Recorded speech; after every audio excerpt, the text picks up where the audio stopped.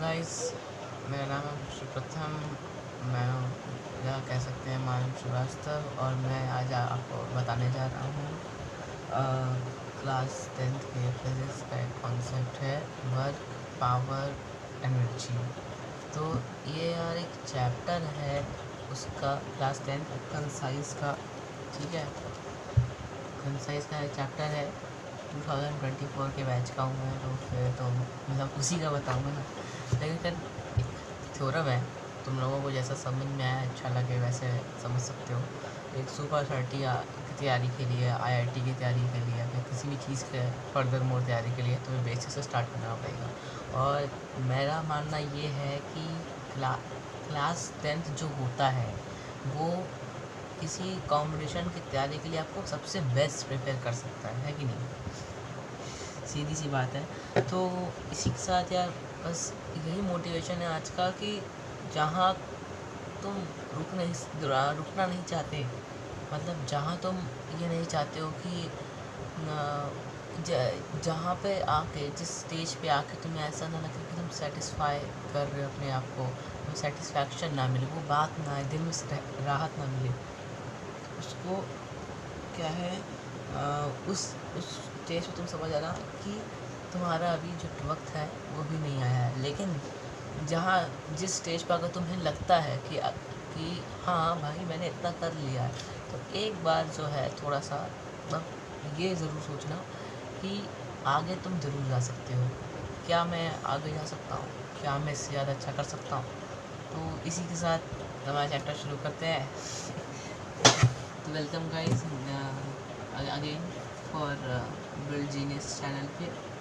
मैं लोगों को, बच्चों को, बड़ों को, किसी को भी जो कॉम्पिटिशन की तैयारी कर रहा है उसको मैं कॉन्सेप्ट समझाता हूँ। जो नए नए कॉन्सेप्ट्स आए हुए हैं जेई एडवांस के, जेई के, तो अब आपको इसमें बेसिक से शुरुआत करनी होगी। ठीक है, अभी यहाँ से मैं आपको कुछ साइंस के आपको ऐसी चीज़ें बताऊँगा जिससे आपको लगेगा कि जो बेसिक साइंस होती है, मोशन साइंस, तो वो उसके पीछे का ऑब्जेक्ट के मोशन का, एक थिंग के क्या होता है, क्या एक पर्सपेक्टिव्स कैसे होते हैं, क्या होते हैं उसका। तो चलिए स्टार्ट करते हैं। तो पहला हम लोग का टॉपिक है वर्क।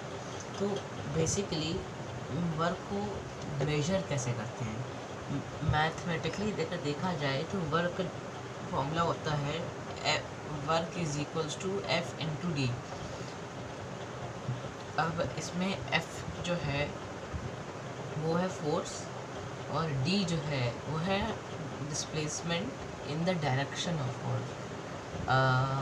समझ में आ रहा हो तो यार कमेंट करना। मतलब ऐसी कोई ज़रूरी नहीं है, हाँ, लेकिन ये है कि डिस्प्लेसमेंट अगर डायरेक्शन ऑफ फोर्स मतलब मैक्सिमम वर्क हम लोग किसको कहते हैं, जो अभी तक मैंने लास्ट वीडियो में बताया था। लास्ट वीडियो में मैंने बताया था कि मैक्सिमम वर्क जो होता है वो हम लोगों का तब होता है जब हम लोग जो है किसी मतलब जिस डायरेक्शन में फोर्स लगा रहे हैं हम लोग का ऑब्जेक्ट जो है उसी डायरेक्शन में डिस्प्लेसमेंट कर रहा है। तो जब उस डायरेक्शन में वो डिस्प्लेसमेंट करता है तो उसके बीच का जो एंगल होता है उसको हम कहते हैं work F cos theta, FS cos theta. तो उसमें जो कॉस होता है ना, तो वो जो कॉस की थीटा के कॉस तो कॉस होता है, लेकिन जो कॉस का थीटा की वैल्यू होती है उसमें ज़ीरो हो जाती है, क्योंकि डायरेक्शन है तो डायरेक्शन के यहाँ पे से सीधा लाइन बनेगी और उस पर वो मतलब ज़ीरो हो जाएगा। ठीक है, एंगल ज़ीरो हो गया तो कॉस थीटा एंगल बन गया 1, और 1 जब होगा तो 1 multiply by anything, multiplicative identity लग जाएगी। मैथ्स का एक बहुत सा बेसिक सा कॉन्सेप्ट है वो लग जाएगा, और उससे आपका रिजल्ट बन जाएगा।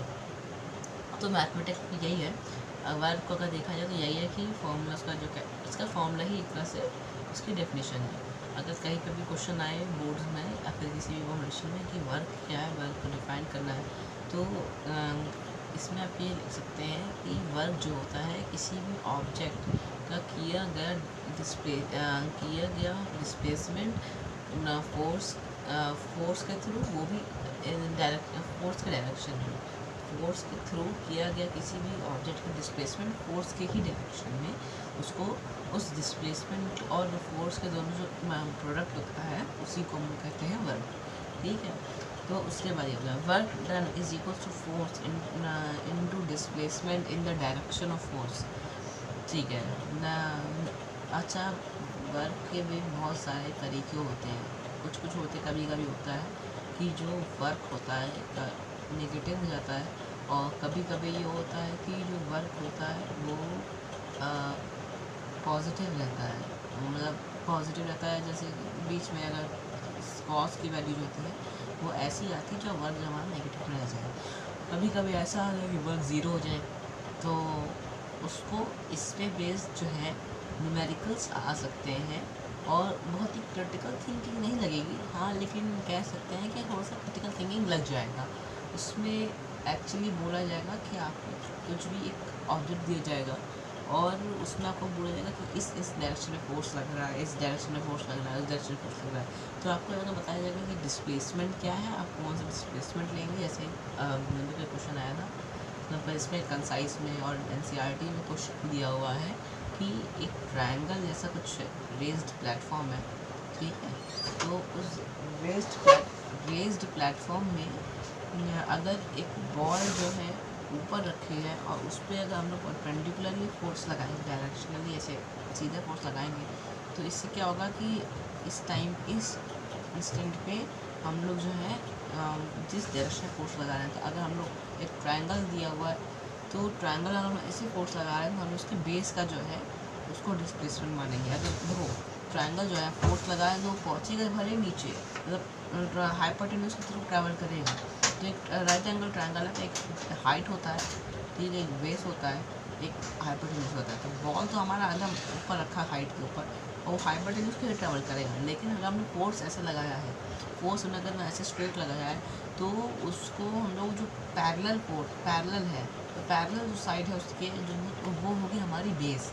उस ट्रायंगल का जो बनेगा, उस ऑब्जेक्ट या फिर प्लेटफॉर्म का जो बेस है, वही हम लोग का उस डिस्प्लेसमेंट होगा, वही हम लोग का मैक्सिमम डिस्प्लेसमेंट रखा जाएगा। अच्छा, ऐसा इसलिए होता है कि ओवरकम करने के लिए कि जो भी थ्योरम बोला गया है कि वर्क उस डायरेक्शन में है, उस डायरेक्शन में नहीं है। तो क्या कंफ्यूजन कभी कभी ये होता है कि हम लोग फोर्स अगर ऐसे लगाएंगे तो वापस ऐसे जाएगा, एंड अगर हम लोग परपेंडिकुलरली फोर्स लगाएंगे तो बॉल टेढ़ी जाएगी। कभी कभी होता है कि ग्रेविटी फोर्स लगाती है तो ग्रेविटी नीचे जाती है, हम नीचे लेंगे।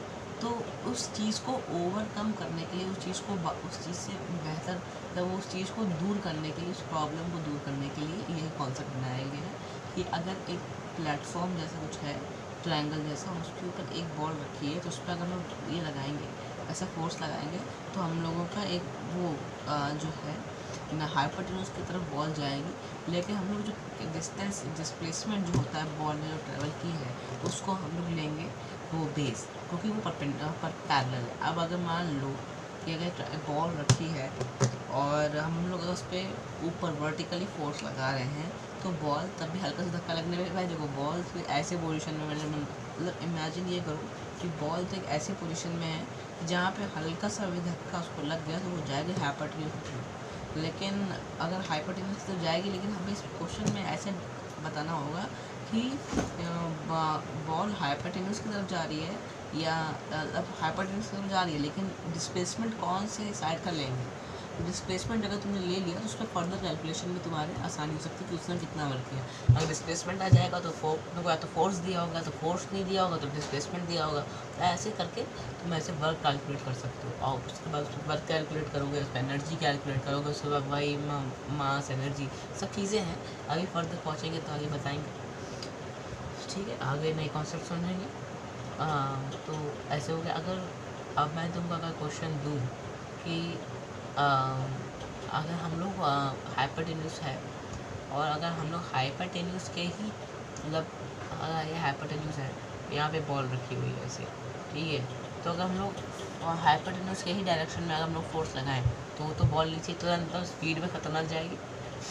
तो अगर खतरनाक स्पीड में जाएगी, तो अब अगर इस सिचुएशन में देखा जाए तो कौन सा हम लोग डिस्प्लेसमेंट लेंगे, इसका तुम्हें कैलकुलेशन करके बताना, ठीक है। अब इसके साथ आगे बढ़ते हैं। तो अब case 1, when no work is done, if F is equals to 0, है ना, इफ फोर्स जो हम लोगों ने लगाया वो 0 है, और या फिर डिस्प्लेसमेंट, मान लो ऐसा है कि कोई बहुत ही भारी चीज़ है, उस पर उन्होंने फोर्स लगाया, जैसे दीवार है, अब दीवार पे हम लोगों ने फोर्स लगाया है, तो अगर फोर्स लगा रहे हैं, अब दीवार तो भैया दीवार कि भैया कितना बड़ा खाली आ जाए, खाली तो ऐसे कोई है नहीं, लेकिन अगर कितना बड़ा खाली आ जाए, दीवार पे दीवार है, बहुत भयंकर वाला दीवार है, तो उसमें फोर्स लगाएंगे तो भैया सीधी सी बात है, तो टूट जाएगी, तो डिस्प्लेसमेंट नहीं करेगी, या तो टूट जाएगी, या तो नहीं हिलेगी, या तो कुछ नहीं टूटेगी। लेकिन ये किसी भी सिचुएशन में देखा जाए, किसी भी पर्सपेक्टिव से देखा जाए, तो ये होगा कि वो हिलेगी बिल्कुल नहीं, है ना, वो अपनी जगह से। अब ये थोड़ी ना कि दीवार ये है, घिसका के आगे कर दिया, घिसका के पीछे कर दिया, ऐसे तो कर नहीं सकती ना। तो अगर ऐसा सिचुएशन है जिसमें तुमको ऐसे क्वेश्चन आ जाए जिसमें फोर्स लगा रहे हो और वो चीज़, वो पर्टिकुलर चीज़ डिस्प्लेसमेंट नहीं कर रही है, तो उसको हम लोग लेंगे एज अ फोर्स कि यार ये चीज़ डिस्प्लेसमेंट नहीं कर रही है, तो वो वर्क नहीं किया है। तो यही एक कंडीशन होती है जब फोर्स या तो फोर्स 0 है, मतलब फोर्स ही नहीं लगा, तो बस सीधी सी बात है, वर्क 0। फॉर्मूला वे को पुट करो, फोर्स 0 मल्टीप्लाई बाय एनीथिंग 0 0, ठीक है। अगर डिस्प्लेसमेंट 0 है तो फिर से अगर डायरेक्शन में ही सही चलो, तो फोर्स जो है चिंता लगा, लेकिन अगर डिस्प्लेसमेंट ही नहीं किया तो वर्क तो होगा ही नहीं ना यार। फिर से फॉर्मूला में पुट करो, 0 multiply by anything will be 0, ठीक है। तो ठीक है, तो the case in which no work is done, so for this case to be accomplished, for this situation, if f is equal to 0, ठीक है, and s is also equal to 0, और both f and s are 0, then work is also 0, ठीक है। समझ में आया? सीखते हैं, एक हम आज कोई नई चीज़ सीखने की कोशिश करेंगे और नई चीज़ सीखेंगे, और तो ये कॉन्सेप्ट क्लियर हो गया कि वर्क कब होता है कब नहीं होता है। तो अब नया हम लोग का जा रहा है केस कि एक फॉर्मूला होता है यार, अभी जस्ट मैंने भी जिक्र किया था कि work is equals to F into S cos theta. अब देखो कॉस थीटा मतलब किसी भी जो भी एंगल बनेगा मतलब डायरेक्शन ऑफ फोर्स और डायरेक्शन ऑफ डिस्प्लेसमेंट के बीच में, उसको हम थीटा ले लेंगे और उसका कॉसेक निकाल लेंगे, तो हम लोगों का आंसर उसको आंसर निकालने के लिए उसको पुट कर सकते हैं। अब जैसे अगर हम लोग उसको यूज़ करना है तो कार चल रही है, ठीक है, और फ्रिक्शन लग रहा नीचे, तो अगर देखा जाए तो उसमें कार ऐसे चल रही है और फ्रिक्शन ऐसे लग रहा है, तो इस सिचुएशन में एंगल जो बन रहा है वो एकदम 180 डिग्री बन रहा है, 180 डिग्री बन रहा है, उल्टा बन रहा है। तो अगर 180 डिग्री बन रहा है तो कॉस 180 डिग्री का जो वैल्यू होती है वो -1 होती है, और यही आपकी जो है हेल्प करेगा वर्क निकालने में। अगर इसमें इस केस में देखा जाए तो वर्क नेगेटिव है। और अब नया केस है कि इफ़ थीटा इज़ 0, तो if that is force in the force in the direction of displacement is that is force in the displacement, force is in the when theta is 0, अगर angle जो है 0 है दोनों direction of force और उसके बीच में, कि कैसे अगर एंगल जो है 0 है डायरेक्शन ऑफ फोर्स के बीच में और डिस्प्लेसमेंट के बीच में, तो वो जो है वर्क जो है मैक्सिमम होगा। इस केस में वर्क जो हम लोग कहेंगे मैक्सिमम है, क्योंकि अगर कॉस फॉर्मूला में पुट करेंगे W is equals to F cos theta, तो यहाँ पे W जो है मैक्सिमम रहेगा। Example, work done by gravitational force in a free fall of a body. अगर कोई चीज़ फ्रीली फॉल कर रही है, जैसे अगर ये पेन है, तो अगर मैं उसको डायरेक्टली फॉल कराऊँ तो एक ग्रेविटी लग रही है इसके ऊपर, और जो ग्रेविटी लग रही है वो नीचे की तरफ लग रही है बट वर्टिकली, और इसको वर्टिकली सेंटर ऑफ मास को अट्रैक्ट करेगी नीचे। और लेकिन अगर मैं इसको वर्टिकली नीचे भी कर रहा हूँ तो डिस्प्लेसमेंट नीचे ही कर रहा है। तो अगर दोनों का एंगल देखा जाए तो दोनों का एंगल सेम है। अगर ये तो होगा नहीं कि अगर मैं इसको ऐसे कर रहा हूँ मैंने ग्रेविटी इस पर नीचे फोर्स लग रही है लेकिन ये जा ऐसे रहा है, उसके लिए हमें अगर कोई बेस चाहिए तो ऐसे होगा कि अगर हम ऐसे लगा दें तो वो ऐसे डिस्प्लेसमेंट तो ऐसे करेगा लेकिन ग्रेविटी उसमें तभी ऐसे ही लगेगी। तो एंगल बिटवीन फोर्स और जो है और वो क्या कहते हैं डिस्प्लेसमेंट वो ज़ीरो है। तो इसका मतलब है कि जो फोर्स है वो डायरेक्शन में है डिस्प्लेसमेंट के, और इसी कंडीशन में वर्क मैक्सिमम होता है, ये याद रखनी है। Case 2, if theta is equal to 90 degree then force is perpendicular to the displacement then. अब मैंने तुमको यार बोला था पहली वाली फोर्स वाली वीडियो में कि मोमेंट ऑफ फोर्स और वर्क की यूनिट सेम हो सकती है लेकिन दोनों सेम नहीं हो सकते, क्योंकि यार देखो मोमेंट ऑफ फोर्स में एंगल परपेंडिकुलर होने पे मैक्सिमम होता है, इसमें परपेंडिकुलर होने यहाँ पे अगर एंगल परपेंडिकुलर है ना, तो यहाँ पे अगर एंगल जो है परपेंडिकुलर है तो यहाँ पे वर्क जो होगा मिनिमम होगा, क्योंकि अब देखो ज़ीरो तो नेगेटिव है, नेगेटिव मतलब तो भी उसमें वर्क हो रहा है, नेगेटिव का मतलब है डायरेक्शन दूसरा है ना। जो जिस परस्पेक्टिव से हम लोग डायरेक्शन देख रहे हैं, जैसे परस्पेक्टिव है कि हम लोग इधर से जा रहे हैं और उस पर इधर लग रहा है, तो हम लोग तभी जा रहे हैं ना, फोर्स तो तब भी फ्रिक्शन का लग रहा है लेकिन तभी हम लोग कार से जा रहे हैं ना उधर, अब जा रहे हैं जो हम लोग वर्क कर पा रहे हैं, अगर वर्क ना कर पाएँ तो कैंसिल आउट होगा तो वो ज़ीरो हो गया, ठीक हो गया। तो लेकिन अगर हम लोग कर पाएँ तो वो वर्क नेगेटिव हो गया, क्योंकि हम लोग हमको फोर्स इधर लग रही है लेकिन हम लोग जा उधर रहे हैं, पर्सपेक्टिव हम लोग का डिफरेंस हो जाएगा। लेकिन उसमें हम लोग भी वर्क कर रहे हैं, वो जो माइनस लगा है, -1 जो मल्टीप्लाई करके जो माइनस लगा है वो डायरेक्शन को डिपेक्ट करता है कि आपका डायरेक्शन किस तरफ हुआ है। और इस केस में देखा जाए तो अगर एंगल जो है 90 डिग्री है तो 90 डिग्री होगा तो कॉस 90 डिग्री जो होगा वो ज़ीरो हो जाएगा, और जो ज़ीरो डिग्री होने पे कॉस 90 डिग्री की जो वैल्यू ज़ीरो हो जाएगी, तो zero multiply by anything will be zero, किसी भी चीज़ को ज़ीरो से मल्टीप्लाई करोगे तो हम लोग का ज़ीरो मल्टीप्लिकेटिव प्रॉपर्टी लग जाएगी। अब last case 3, if theta is equal to 180 degree and so work is equals to F into S like force into displacement then cos 180 degree, force into displacement into cos 180 degree, then work cos 180 degree is equals to -1, then -1 तो work negative okay, F into S तो जो आएगी value तो constant होगी लेकिन वो minus में आएगी क्योंकि माइनस F into S होगी। तो ऐसे ही हम लोग देखा जाएगा तो यहाँ पे वर्क जो है कम वर्क नेगेटिव हो रहा है लेकिन यहाँ पे मिनिमम नहीं होगा। देखो ऐसे तुम लोगों में से काफ़ी लोग पूछेंगे यार कि यार भाई यहाँ पे वर्क तो नेगेटिव है यार, और नेगेटिव नंबर जो होते हैं लोग तो ज़ीरो से तो छोटे होते हैं। हाँ ये बात तो सही कही तुम लोगों ने कि नेगेटिव जो नंबर्स होते हैं वो लोग ज़ीरो से तो छोटे होते हैं, लेकिन लोग ज़ीरो से छोटे होने का मतलब ये नहीं है कि इस जगह पे देखो वो नंबर लाइन थी, वो नंबर लाइन में होता है। अभी इस मतलब स्टेज पे हम लोग यहाँ पे नंबर लाइन यूज़ नहीं कर सकते। यहाँ पे जब नेगेटिव है, जैसे मूवमेंट ऑफ फोर्स में नेगेटिव का मतलब डायरेक्शन था, तो वैसे ही यहाँ पे भी जो है नेगेटिव का मतलब है यहाँ पे डायरेक्शन है, ठीक है। अब इसका भी एक एग्जांपल दे देते हैं, work done by the force of friction, और एक ऐसे कोई चीज़ फ्रिक्शन लग रहा था मैंने बताया था, और एक दूसरा एग्जांपल दे देते हैं, work done bye gravitation of a body throne upward. अगर किसी भी चीज़ को हम लोग ऊपर की तरफ फेंक रहे हैं, जैसे कि कोई चीज़ है, पत्थर है, अब बच्चे 5-10 साल के बच्चे जो होते हैं सब ऊपर कोई भी खेल कूद में करते हैं, पार्क में जाएंगे या पत्थर ऊपर फेंकते हैं मज़े में, तो उस चीज़ में फिजिक्स लगती है यार। हाँ अब उस चीज़ को हम लोग पत्थर को ऊपर फेंकें तो वो नो कॉस्ट माइक मतलब वो हेलमेट पहन लेना, ठीक है। इस चीज़ को ट्राई करने से पहले don't try this at home और एनीवेयर एल्स। तो अगर किसी भी चीज़ को हम लोग ऊपर भेजते हैं तो वो ग्रेविटी तो उस पर तभी लग रही है ना यार, ग्रेविटी के पर्सपेक्टिव से देखा जाए तो भले ही हम लोग अब तुम कहोगे यार हमें तो फोर्स ऊपर लगा है तो उसको उतनी लेंगे नहीं। अगर यहाँ देखो यार फिजिक्स में कभी कभी डिफरेंस जो होता है ना पर्सपेक्टिव का होता है। ये जितने भी आइंस्टाइन और थ्योरी और ये सब चीज़ें ये सब चली है ना, सब जितने भी थ्योरीज़ हैं उनको सीखने के लिए तुमको अपना पर्सपेक्टिव बदलते रहना पड़ेगा।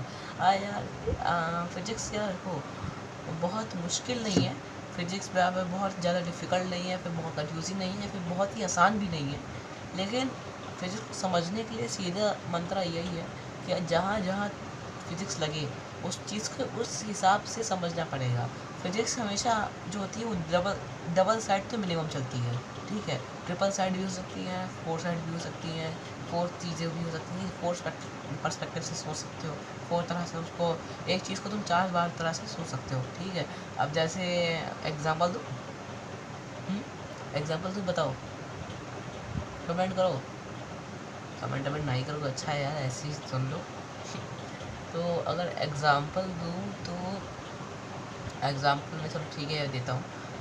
एक मान लो तुम जो है एक काम बस में बैठे हो, वो बस चल रही है, तुम जो है यहाँ से लखनऊ से जमशेदपुर जा रहे हो या फिर आगरा जा रहे हो, राजाजीपुरम से या फिर मुंबई से कहीं दिल्ली जा रहे हो, कहीं से भी जा रहे हो मान लो, तो तुम जा रहे हो। अब देखिए रास्ते में तुम्हारे बड़े खेत आएंगे ही आएंगे। अभी एक लड़का, अभी मान लो एक लड़का था, वो खड़ा रह गया, ठीक है। अब वो अगर अब वो खड़ा है, रास्ते में खड़ा था, वो तो देखा गया तुम एक आदमी जो है बस में जा रहा है, तो इसमें यहाँ पे दो पर्सपेक्टिव है, बताओ कौन कौन से।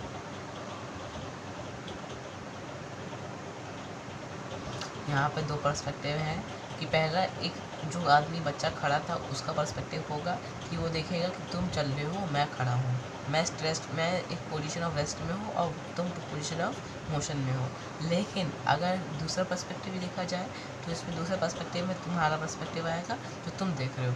तो अगर उसमें देखा जाए तो जो उस पर्सपेक्टिव में तुमको लगेगा कि तुम बैठे हुए हो और जो आदमी है वो पीछे की तरफ जा रहा है। तो ऐसा लगेगा, कभी नोटिस किया ऐसा कि पेड़ पौधे बैठ रहे हैं, वो जा रहे हैं, तो कभी कभी ट्रेन में बैठो तो नोटिस करना कि पीछे से चीज़ें, खेत खलियान पेड़ पौधे स्टेशन सब पीछे जा रहे हैं और तुम बड़े आगे जा रहे हो। तो उसका मतलब ये नहीं है कि वो लोग मोशन नहीं है, वो लोग मोशन में वो लोग कर रहे हैं, ज़रूरी नहीं है। तुम्हारे व्हील्स हिल रहे हैं, तुम अभी मोशन में हो, तो ऐसे इसका करेक्ट आंसर कुछ डिफेक्ट नहीं, मतलब कन्फर्मली नहीं कहा जा सकता, हाँ, लेकिन एक बोला जा सकता है कि तुम्हारे हिसाब से उसके हिसाब से, ठीक है। आगे बढ़ते हुए, अच्छा अब मुझे यार एक चीज़ पे तुम लोग कमेंट करके बताओ कि कोई दो ठो एग्ज़ाम्पल दो जब केस ऐसा हो, वर्क जो है 90 डिग्री है, द एंगल जो है थीटा, कॉस थीटा वाला एंगल जो है उसमें जो थीटा है वो 90 डिग्री है और वर्क जो है 0 है। ऐसे दो एग्जांपल्स दो, ठीक है। रियल लाइफ एग्जांपल चाहिए यार मुझे, ठीक है, कोई ऐसे चीज़ें नहीं चाहिए जो कभी होता हो, ऐसा होता हो, ये नहीं है मान लीजिए भैया ऐसा हो जाए तो ऐसा हो जाए, ये सब चीज़ें ना हो, ठीक है। चलो ठीक है, आगे बढ़ते हैं। एसआई यूनिट अब स्टैंडर्ड यूनिट जो होती है वर्क की वो होती है जूल। तो वर्क की स्टैंडर्ड यूनिट है जूल। वर्क क्या होता है, force into displacement. 1 joule is equals to work का जो एसआई यूनिट 1 जूल, और 1 joule is equals to 1 newton into metre. Work force का न्यूटन और डिस्प्लेसमेंट का मीटर, तो newton metre, 1 joule is equals to newton metre. तो यही system है। तो 1 joule is the work done by a force of 1 newton in displacing the body by 1 metre. अब दूसरी बात करेंगे सीजीएस यूनिट की। सीजीएस यूनिट में वर्क की सीजीएस यूनिट होती है अर्क, और एक अर्क जो होता है वो 1 डाइन सेंटीमीटर होता है, मतलब 1 डाइन इंटू 1 सेंटीमीटर। इसमें सीजीएस यूनिट जो फोर्स की है वो डाइन है, और सीजीएस यूनिट जो मीटर की मतलब डिस्प्लेसमेंट की है वो सेंटीमीटर है, ठीक है। तो 1 अर्क इज मतलब can be defined is the work done by force of 1 dyne in displacing a body by और of 1 centimetre. Relation between joule and erg, 1 joule is equals to 1 newton into 1 metre is equals to 10 to the power 5 dyne into 100 centimetre, then 10 to the power 5 dyne into 10 to the power 2 centimetre, then 1 joule is equals to then 1 joule is equals to 1 10, then 1 joule is equals to power add कर देंगे तो 1 joule is equals to 10 to the power 7 dyne centimetre. अब इस power ये हो गया work, हमारा concept clear हो गया। नहीं क्लियर हुआ है तो बता दो, कमेंट कर दो, एक वीडियो नया बना देंगे। और कुछ नहीं हो पा रहा है तो मैं डिस्क्रिप्शन में अपना नंबर रख दूँगा, उस पर व्हाट्सएप करो या फिर इंस्टाग्राम पे मेरा मतलब वो अकाउंट है मान श्रीवास्तव 15 करके, उस पर तुम मुझे डीएम कर सकते हो, डायरेक्ट मैसेज कर सकते हो। ठीक है। अब नया टॉपिक है पावर। अब पावर को क्या, पावर क्या होता है? पावर होता है हम लोगों का the rate of doing work is known as power. अब factors on which the power depends. अब ऐसे कौन कौन सी चीज़ें हैं जिस पर पावर जो है डिपेंड करती है? तो पावर जो डिपेंड करती है amount of work done by the source, amount of work done by the source. अब वर्क डन हो रहा है इसका मतलब उसने फोर्स भी लगाई है और एंगल 90 डिग्री भी नहीं है और फोर्स भी लगाई है, डिस्प्लेसमेंट भी हो रहा है अच्छा खासा नेगेटिव जो भी है, तो उस पर वो पावर हो गया। और टाइम टेकन, अब उस वर्क को करने में जितना टाइम लगा उसको मिलेंगे। तो उन दो चीज़ों पे पावर डिपेंड करती है। पहला कि तुमने वर्क कितना किया है, कैसे किया है, वर्क ज़ीरो है कि क्या है, उस पर पावर डिपेंड करता है। और अगर कितना टाइम लगा है उस पर और डिपेंड करता है। वैसे टाइम तो ज़ीरो कभी होता नहीं है, लेकिन वर्क ज़ीरो हो सकता है, ठीक है। तो इस बात को तुम याद रखना। तो इफ़ द कांस्टेंट, अब थोड़ा सा अंग्रेजी मीडियम जाएंगे। So if the constant force F is applied on a body and it displaces a body, if a constant force is applied on a body and it displaces the body by a distance of s, s meter in the direction of force in time t, then the work done is equals to F into S. Then power is equals to work upon time, then power is equals to F into S upon T, then S upon T को हम displacement upon time को क्या बोल सकते हैं? Velocity. अब velocity को हम लिखेंगे, मल्टीप्लाई कर देंगे, power is equals to force into velocity. इससे डेरिवेशन आ जाएगा हम लोगों का, power is equals to force into velocity. अभी 10th में कोई याद करने की ज़रूरत नहीं है, लेकिन जो कॉम्पिटिशन की तैयारी कर रहे हैं उनके लिए तो मस्ट है पावर। अब एक चीज़ देखो यार भाइयों, एक चीज़ ये इम्पोर्टेंट है, इसको याद कर लो कि पावर जो होती है वो स्केलर क्वांटिटी है बस, वो डायरेक्शन में डिपेंड नहीं करती, लेकिन वर्क जो है वो वेक्टर है। अब देखो ये वर्क वेक्टर इसलिए है क्योंकि यार इसमें कभी वर्क नेगेटिव भी हो सकता है, लेकिन पावर कभी नेगेटिव नहीं हो सकती। वर्क तुम्हारा नेगेटिव होगा, जीरो हो जाएगा, लेकिन अगर वर्क अगर नेगेटिव है तो पावर अगर मान लो भैया, अगर तुम लोग कह रहे हो अरे भैया अगर वो हो गया पावर वर्क नेगेटिव हमने पुट कर दिया तो माइनस साइन के साथ पुट करेंगे, नहीं। यहाँ पे अगर तुम्हारा क्वेश्चन आया पावर कैलकुलेट करने को, तो पावर तो हमेशा भले ही तुम माइनस, देखो भाई जब तक पावर के फॉर्मूले में तुम वर्क पुट करोगे तब तक तुम लास्ट मोमेंट तक तुम माइनस ही पुट करोगे, लेकिन जब आंसर लिखोगे तो उसमें माइनस नहीं लिखोगे। तो अगर आंसर तुमने अगर माइनस लिख दिया तो पावर एक स्केलर क्वांटिटी है, यूनिवर्सल है, तो अगर उसमें तुम्हें जहाँ भी एग्जाम में देखेगा पावर नेगेटिव हो गई वहाँ ज़ीरो तक से नंबर कट जाएंगे। अब यूनिट्स पावर की, तो यूनिट्स पे आए, तो ठीक है। अब यूनिट्स पे आए तो पावर की फॉर्मूला से ही आप निकालेंगे। पावर का फॉर्मूला होता है वर्क अपॉन टाइम। अब वर्क का ऐसा यूनिट हो गया जूल और टाइम का ऐसा यूनिट हो गया सेकंड। अब जूल अपॉन सेकंड, यही हम लोग की पावर की डेफिनेशन हो गई। अब पावर का जो डेफिनेशन है इस जूल अपॉन सेकंड को हम लोग एक यूनिट भी कहा गया है। एक साइंटिस्ट थे उनके नाम पे यूनिट पड़ी है जब वॉट को। तो ये जो इसको कहेंगे इस एक यूनिट ना जूल पर सेकंड कह सकते हैं। एक पावर को मतलब 1 जूल पर सेकंड को हम लोग 1 वॉट भी कह सकते हैं, WATT और जूल की स्पेलिंग होती है JOULE, जूल। तो 1 joule upon second, 1 joule upon second, 1 J upon S is equals to 1 capital W। तो यार इससे यही साबित होता है कि हम लोग एक जूल पर सेकंड को हम लोग वॉट भी कह सकते हैं। एक और देखा जाए तो SI यूनिट जो होती है वो पावर की, वो SI यूनिट जो होती है वो पावर की वॉट ही होती है।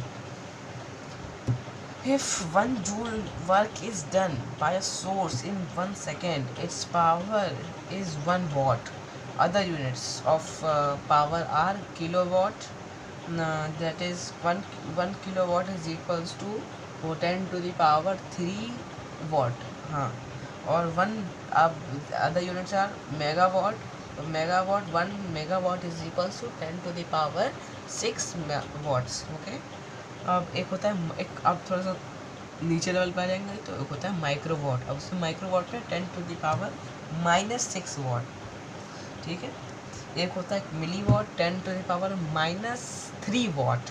अब इसमें -3 है तो यहाँ पे पावर नीचे जा रही है, कम हो रही है, पॉइंट में आएगी, लेकिन यहाँ पे माइनस लिख सकते हैं आप। देखो जहाँ तुम्हें अब ये एग्ज़ाम में, बोर्ड एग्ज़ाम में ऐसा ज़रूरी नहीं है जब तक पूछा ना जाए, सीधी बात, जब तक पूछा ना जाए।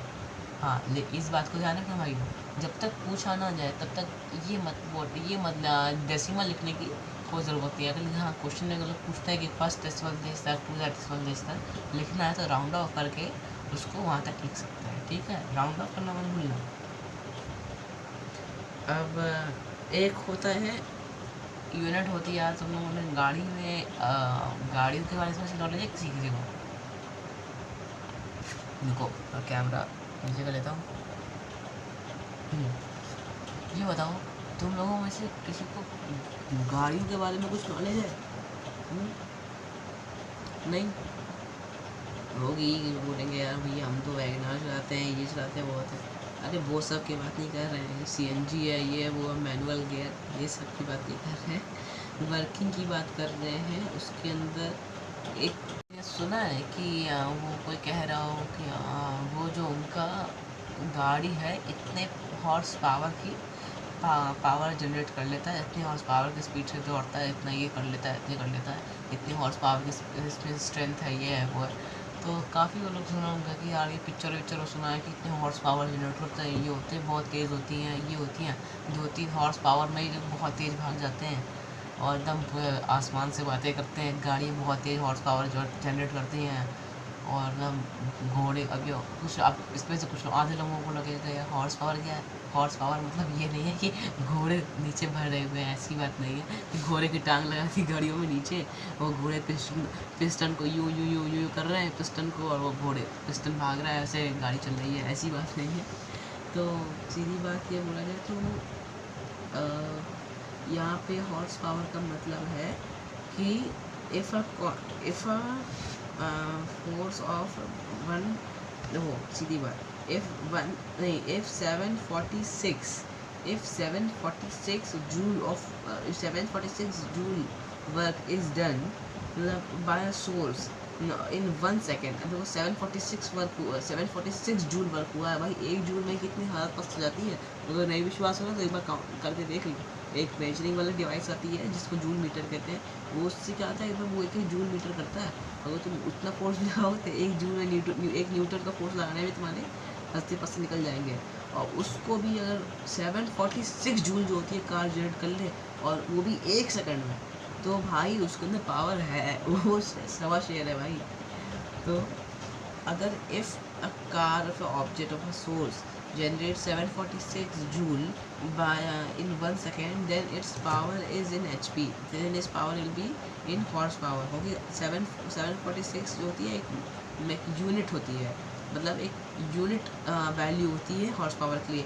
अगर कितने हॉर्स पावर निकालनी तो मैं कितना हॉर्स पावर है ये पावर, तो फिर तुम वॉट में तुम पावर कैलकुलेट कर लो कितनी वॉट आ रही है, और जितनी वॉट एक मिनट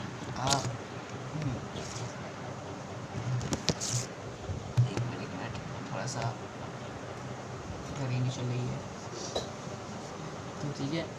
अब जितनी भी वॉट आती है तुम्हारे पास, उसमें तुम क्या करो, उस वॉट की जो चीज़ें हैं उसको तुम 746 से डिवाइड कर दो।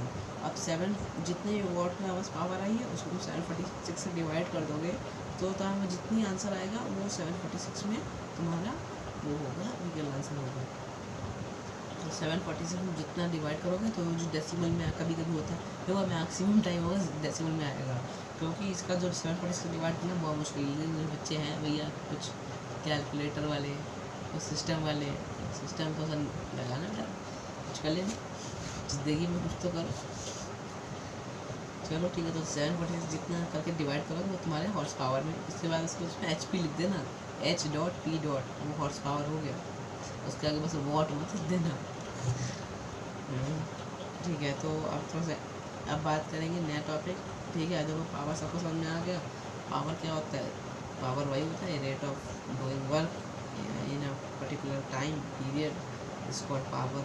पावर कैसा यूनिट? वॉट, WA ठीक है, ये WHAT नहीं है, WATT, यही है पावर की SI यूनिट, स्टैंडर्ड यूनिट। ठीक है, सीरियस यूनिट की बात मत करना, सीरियस यूनिट अभी कोर्स में नहीं है। तो ठीक है, अब वैसा एनर्जी पे बात करते हैं। अगर किसी को पावर समझ में ना आया हो तो भैया प्लीज़ सीधी सी कह रहा हूँ, बड़े प्यार से कह रहा हूँ, भैया प्लीज़ हमको इंस्टाग्राम पे मैसेज कर देना, फॉलो करो चाहे ना करो, कोई दिक्कत नहीं है। सीखना है, थोड़ा सा समझना है, थोड़ा सा कॉन्सेप्ट समझने हैं, नोट्स चाहिए इस चैप्टर के, तो भैया इंस्टाग्राम में आ जाना, मन करे तो फॉलो कर लेना, और फिर फॉलो करके तो मैसेज कर देना। मैसेज वाला ऑप्शन ऐसे भी आता है, उस मैसेज पे ऑप्शन, उस मैसेज पे क्लिक कर देना, मैसेज आगे करना तो भैया हमको चाहिए, नोट्स दे देंगे। तो सारी क्लास तक ठीक है। नया टॉपिक शुरू करने जा रहे हैं। लास्ट दिन का एक टॉपिक है, मतलब उसी का ही है, एनर्जी। तो इस देखो एनर्जी क्या है, एनर्जी क्या है, अब टॉपिक शुरू करने जा रहे हैं। एनर्जी क्या है? एनर्जी यार देखो एक कैपेबिलिटी है किसी भी वर्क को करने की। अगर तुम्हारे पास एनर्जी है किसी चीज़ को करने की, सिंपल भाषा में समझो यार, तुम खाना खा रहे हो तो तुम्हें एनर्जी मिलेगी भाई। ये सबसे ज़्यादा सबसे इम्पॉर्टेंट कॉन्सेप्ट है, सबसे इम्पॉर्टेंट चीज़ है पूरे फिजिक्स को समझने की, अपनी खुद की एग्जिस्टेंस की समझनी हो। एनर्जी का कॉन्सेप्ट समझना बिल्कुल बाहर है। ये चीज़ डोली देख रहे हो, ये सब एनर्जी नहीं है। ठीक है, एनर्जी आपकी वो है जो आप रखते हो अपने पास, आपके पास स्टोर होती है कि आप कोई वर्क कर सको। किसी को फोर्स देना उसको एनर्जी नहीं कहेंगे, जो फोर्स से जो वर्क हुआ उसको एनर्जी कह सकते हो। तो भाई एनर्जी क्या है? फिजिक्स के टर्म्स में देखा जाए तो एक किसी भी चीज़ को करने की एक कैपेबिलिटी होती है हर एक इंसान के पास। अभी ये सीज़र है, ठीक है, अगर सीज़र को मैं किसी कोई चीज़ पे काटूँ, ठीक है, मैं किसी पेपर को काटूँ तो मेरे पास किसी भी चीज़ को काटने की जो वर्क कर रहा हूँ मैं, मेरे पास उस चीज़ को करने के लिए एनर्जी है। अब ये गई हर चीज़, सिंपल सी बात इतना याद रखना यार कि हर एक चीज़ के पास एनर्जी होती है, अपनी एक यूनिट की एनर्जी होती है सिंपल फॉर्म में। लेकिन ना वो एनर्जी बनाई जा सकती है, ना ही वो एनर्जी क्रिएट की डिस्ट्रॉय की जा सकती है। वो एनर्जी तब से बनी है जब से हम लोग का क्रिएशन हुआ है, जब से हम लोगों की एग्जिस्टेंस हुई है। हम लोग का ह्यूमन का क्रिएशन भी एक एनर्जी है, हम लोग भी एक फॉर्म ऑफ एनर्जी है। तो एक लॉ है, law of conservation of energy. ये कहता है कि energy can not be created nor be destroyed, but it can be transferred from one form to another form. मतलब एक रूप से दूसरे रूप तक वो जा सकती है, किसी भी रूप बदल सकती है आत्मा की तरह। ठीक है, तो यही जो एनर्जी जो होती है एक ताकत होती है, उसको हम ताकत कहते हैं, तत्व कहते हैं। तो हिंदी में कहा उसको तत्व कहते हैं। अगर एनर्जी है तो आप कोई भी काम कर सकते हो, उस काम को करने के लिए आपके पास एनर्जी होना बहुत ज़रूरी है। तो अब फिजिक्स की भाषा में समझें, जो कोर्स को वापस लौट आते हैं यार, हम लोग हमेशा भाग आते हैं यार, यही बहुत बुरा लगता है कि हाँ, मैं क्या करता हूँ बात में इतना डूब जाता हूँ, कभी कभी बहुत डूब जाता हूँ। और थोड़ा सा क्लिप्स का भी थोड़ा सा इशू हो रहा है, क्या है कि वीडियो रिकॉर्डिंग कर रहा हूँ, मोबाइल में स्टोरेज है नहीं, तो क्लिप्स भर जा रही हैं, ये हो जा रही है, वो हो जा रही है। जैसे ही बस ये वीडियो डालूँगा, इससे आगे से मोबाइल से वीडियो डिलीट करूँगा थोड़ा सा, तो थोड़ा सा हेल्प पड़ेगा। तो ठीक है, एनर्जी क्या है? एनर्जी है when a body is capable to do और to perform a work, that means energy is required to do any work or to perform any work, and a form of energy is required, and the energy is possessed, that energy is always possessed by the body। ठीक है, मतलब वो जो energy होती है वो पहले से ही बॉडी के पास होती है, वो बॉडी में स्टोर होती है एज अ पोटेंशियल। ठीक है, this capacity to form perform work, This capacity to perform work, to do work, is known as energy. Whenever yeah, whenever work is done on the body, whenever work is done on the body, there is a gain in energy or the loss in energy. When work is done by the body, there is a loss of energy. ठीक है, तो when there is work done on the body, there is a gain of energy, and when there is a work done by the body, it is a loss of energy. ठीक है, loss और gain का मतलब नहीं है कि वो energy create की गई है और डिस्ट्रॉय की गई है, ख़त्म कर दी गई है। ना एनर्जी बनाई जा सकती है, ना वो ताकत बनाई जा सकती है, ना ताकत डिस्ट्रॉय की जा सकती है। सीधी बात है।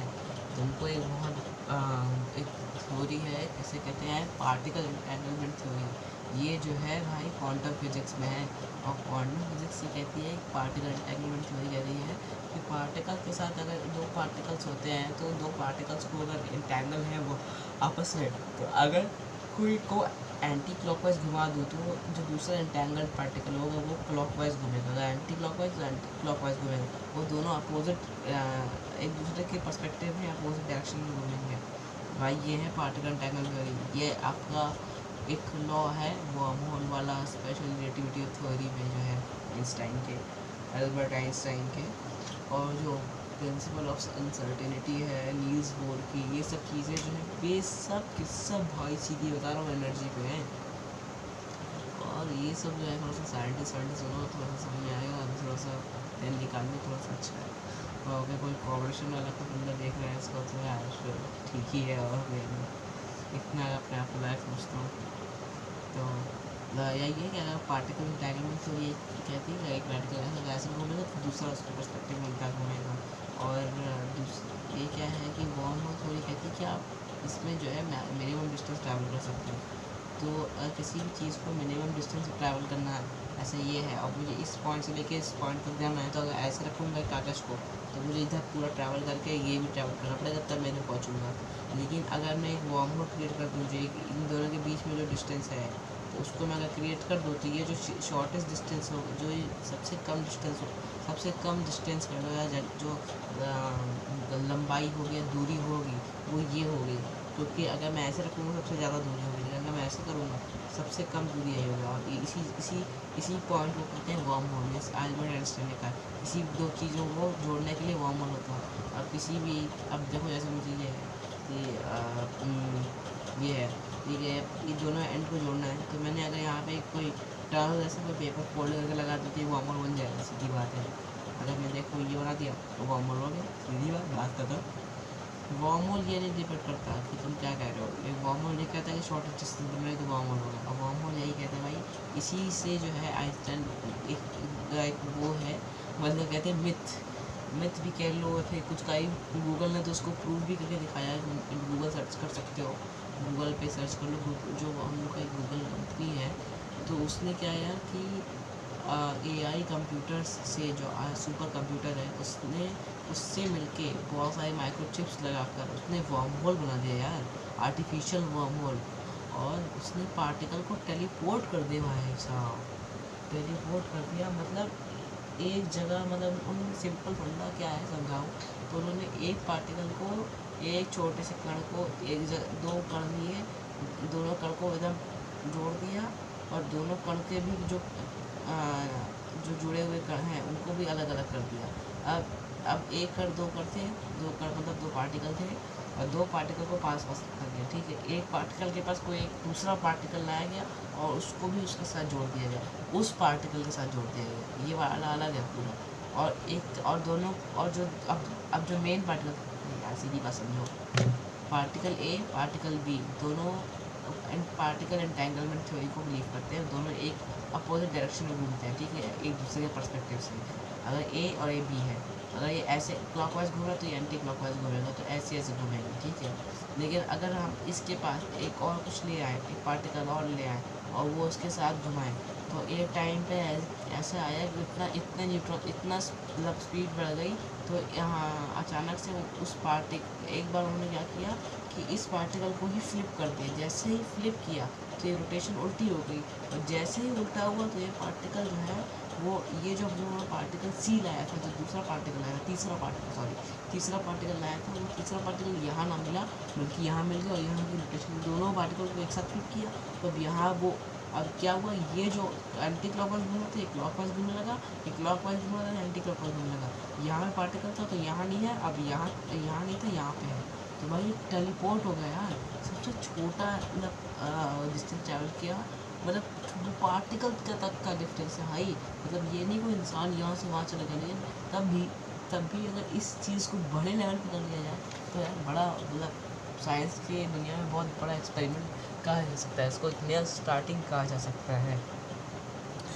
तो भाई सीधी बात आए एनर्जी में, तो मेरा body is capable to do और perform work, that means energy is possessed by the body, and this capability to perform work is known as energy.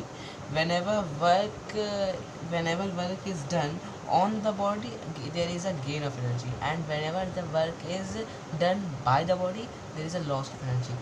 अगर तुम साइकिल चला के आ रहे थे, ठीक है, मैं तुमको रोक लिया, अगर मैंने रोक के तुमको धक्का दिया, धक्का दे के रोका, तो अगर मैंने तुम पे वर्क किया है ना, तो तुमने क्या किया, गेन ऑफ एनर्जी।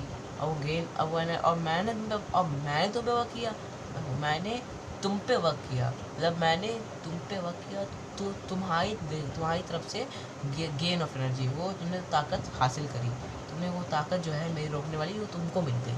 लेकिन अगर मेरे नज़रिए से देखा जाए तो मैंने तुम पे वर्क किया ना, तो मेरा जो ताकत थी वो तुमको मिल गई, तो मेरा क्या है, मेरा लॉस हो गया, तुम्हारा गेन हो गया।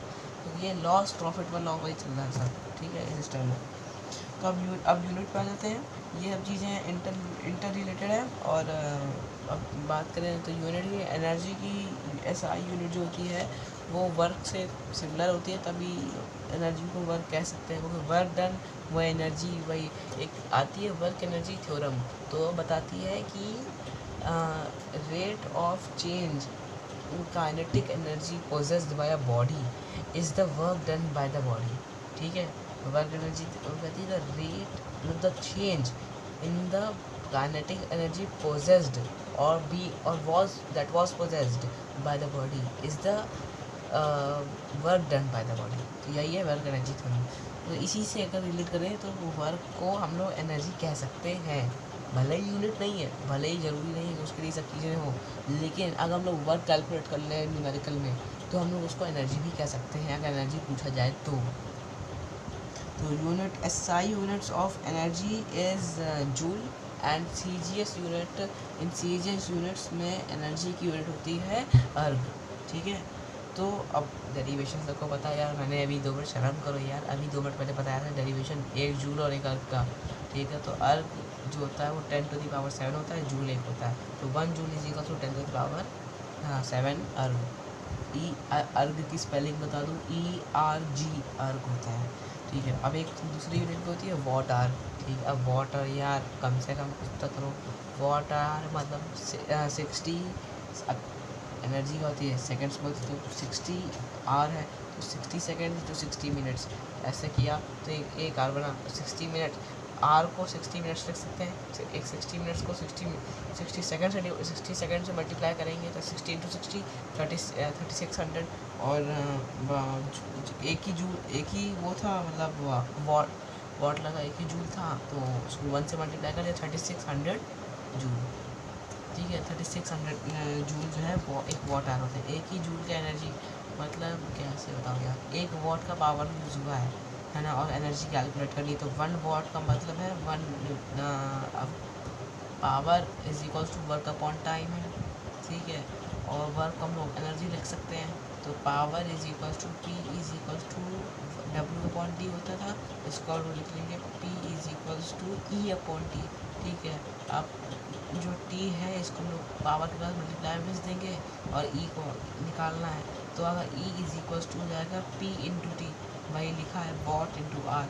SI unit of power is watt, WATT, ठीक है। और SI यूनिट ऑफ टाइम यहाँ पे इज़ वट आर, तो यहाँ पे अगर देखा जाए तो आर इंटू वॉट करके एनर्जी निकल रही है, वॉट आर।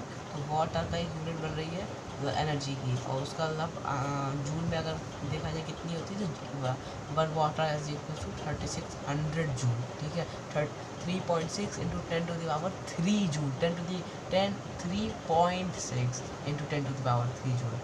ठीक है, अब एक यूनिट होती है किलो वाट आवर। ठीक है, किलो वाट आवर कहती है कि किलो वाट आवर मतलब उसमें किलो वाट होते हैं। इसमें पहले सिंगल वाट था तो 1 वाट था, अब इसमें किलो वाट है मतलब 1000 वाट है, तो जितना भी आएगा उसको 1000 से मल्टीप्लाई कर देंगे। तो यार सीधी सी बात है, पहले 1 वाट था तो 1 वाट को ले लो और 10⁻³ से मल्टीप्लाई कर दो। पहले 1 वाट पे 1 वाट आवर पे कितना था, 3.6 इंटू 10⁻³ था, इंटू उसके बाद उसमें भी इंटू 10⁻³ कर लो तो किलो वाट आ जाएगा।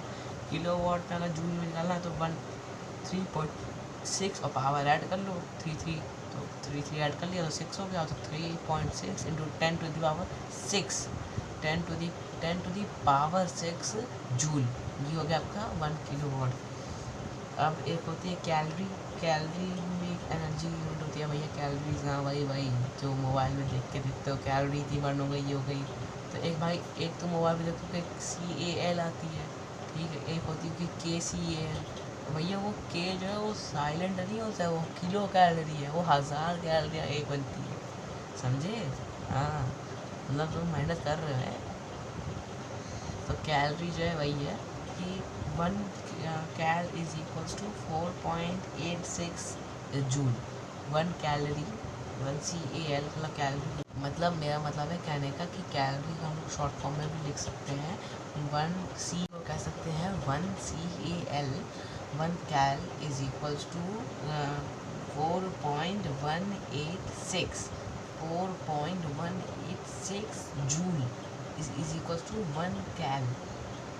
ठीक है, या फिर सिंपली इतना राउंड ऑफ कर लो, इतना हल्का कैलकुलेशन हो जाएगी, इसलिए तुम लोग का हलवा बन जाएगा दिमाग का। तो 10th लेवल पर तो भैया 4.2 कैल राउंड ऑफ करके 4.2 कैल कह सकते हो बड़े आराम से। ठीक है, और एक होती है यूनिट आती है इलेक्ट्रॉन वोल्ट। तो इलेक्ट्रॉन वोल्ट है एक इलेक्ट्रॉन में कितनी एनर्जी कैरी करता है उसकी भी एक यूनिट होती है, उसको कहते हैं इलेक्ट्रॉन वोल्ट। ये एक्चुअली सब एटॉमिक पार्टिकल्स में एनर्जी नापने का एक यूनिट है। तो इलेक्ट्रॉन वोल्ट होता है 1 इलेक्ट्रॉन वोल्ट। इसकी अच्छा एनर्जी जो होती है नेगेटिव पॉइंट में होती है, नेगेटिव 10 पावर नेगेटिव में होती है। तो 1 electron volt is equals to 1.6 into 10⁻⁻19 1.6 into 10⁻⁻19 joule J. ठीक है, अब देखो different forms of energy. Different form of energy मतलब एनर्जी के तरह तरह के क्या क्या होते हैं। एक सबसे ऊपर होती है मैकेनिकल एनर्जी। मैकेनिकल एनर्जी के दो हिस्से, potential energy, kinetic energy. Mechanical energy सबसे ऊपर, मैकेनिकल एनर्जी के दो हिस्से, potential energy, kinetic energy. Kinetic energy की फॉर्मूला होता है K is equals to ½ mv²। यहाँ पे K जो है वो K है काइनेटिक एनर्जी, हाफ तो हाफ है 1/2, और m है हमारा मास of the body, mass of the object, mass of the source. ठीक है, और v जो है वेलोसिटी ऑफ द सोर्स। अब वेलोसिटी नहीं दी गई है हम लोग उसको कुछ तो उसको हम लोग काइनेटिक एनर्जी नहीं ले सकते। अगर वेलोसिटी दी गई है, क्वेश्चन आंसर दी गया, अगर ये नहीं दी गया है इसका मतलब ये नहीं, अगर 0 दिया गया है, अगर 0 दिया गया है इसका मतलब 0 लेंगे। लेकिन अगर नहीं कुछ भी नहीं बोला गया, वेलोसिटी की कोई बात ही नहीं हुई है, ना डायग्राम में दिया गया, तो उसको हम लोग काइनेटिक एनर्जी से कैलकुलेट नहीं करेंगे। इसको हम लोग कंजर्वेशन ऑफ एनर्जी लगाएंगे जिसमें मैकेनिकल एनर्जी होती है। तो जब पोटेंशियल एनर्जी का फॉर्मूला लगाएंगे, हाइट दी गई है तो जी के बस कोई और फॉर्मूला लगाएंगे जो जिस फॉर्म की भी एनर्जी दी गई है। ठीक है, अगर पोटेंशियल एनर्जी दी गई है तो उसको हाइट को लगाएंगे। तो यहाँ पे v क्या है, वेलोसिटी। तो velocity of the body which is moving, तो उसको काइनेटिक एनर्जी में सीधी सी बात तभी होती है जब कोई ऑब्जेक्ट मोशन में होता है। Kinetic energy is the energy और possessed due to the state of motion of a body.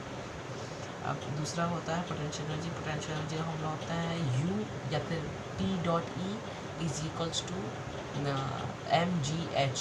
m is the mass of the body of course and g is the gravitation। ठीक है, which is approximately 9.8, है ना। लेकिन इसको हम लोग कभी कभी कैलकुलेशंस में 8 भी 10 भी यूज़ करते हैं, तो उसको 10 भी ले सकते हैं। और h is the height from the ground और द बेस और द वेल, जिस भी बेस से जिससे भी जितना ऊपर ले जाना है ग्रेविटी को, तो वहाँ से ग्राउंड से जितना भी ऊपर है उसको हाइट लेंगे, ठीक है, जिस पॉइंट से जितना डिफरेंस है हाइट को, ठीक है, height of the body at which it is suspended. तो हाँ, potential energy is energy processed by a body due to its state of rest and kinetic energy में मोशन। अब बात करेंगे मोमेंटम की। मोमेंटम एक होता है, जैसे एक होता है एंगुलर मोमेंटम। अगर एक बॉडी रोटेट कर रही है तो ठीक है, उस पर मोमेंटम आ गया।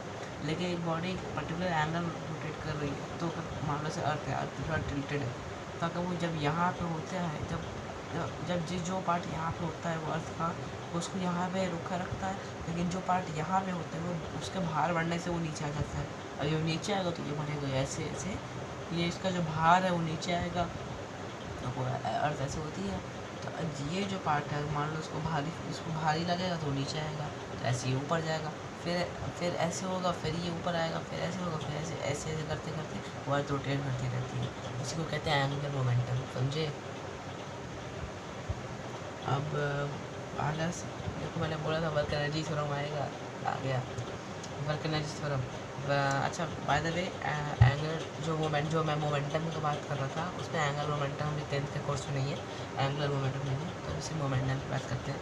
तो रिलेशन बिटवीन मोमेंटम का फॉर्मूला होता है मोमेंटम का फॉर्मूला होता है P into v, P is equals to M into v, ठीक है। यहाँ पे M is the mass of the body, V is the velocity of the body, ठीक है। And relation between kinetic energy and momentum, P square is equals to 2mk, P square momentum, ठीक है, P momentum यहाँ पे, उसका square is equals to 2 twice of 2 into M, मतलब moment mass of the body, और K मतलब kinetic energy process by the body, ठीक है। अब आता है work energy theorem. Work energy theorem वही कहता है, जितना काइनेटिक एनर्जी में जितना लॉस है और गेन है, तो जो भी काइनेटिक एनर्जी चेंज होगा वही उसी चीज़ को हम लोग मतलब अगर एक एनर्जी पहले एक बॉडी के पास इतनी काइनेटिक एनर्जी थी, उसने और बॉडी मान लो मूव कर रही थी एक स्पीड से, उसने एक्सीलरेट कर लिया और एनर्जी आ गई, तो वो जो एक्सीलरेट करने में जो इतनी एनर्जी खर्च हुई, उसने उतना वर्क डन किया।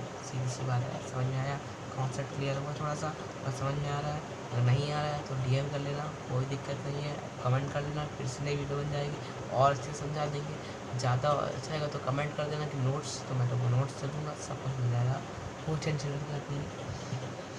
अब एक आता है law of conservation of energy. Law of conservation of energy कहता है कि according to this law energy remains conserved, that is and it can neither be destroyed और never be created, it can only be converted from one form to another form. Variation, अब देखो variation क्या होता है? Variation मतलब उथल पुथल energy में उथल पुथल क्या होती है? तो variation of mechanical energy with the height और फ्रॉम द अब हाइट की हाइट जैसे बढ़ती कम ज़्यादा होती है, तो उसमें मैकेनिकल एनर्जी में क्या फ़र्क पड़ता है, उसके लिए ग्राफ होता है।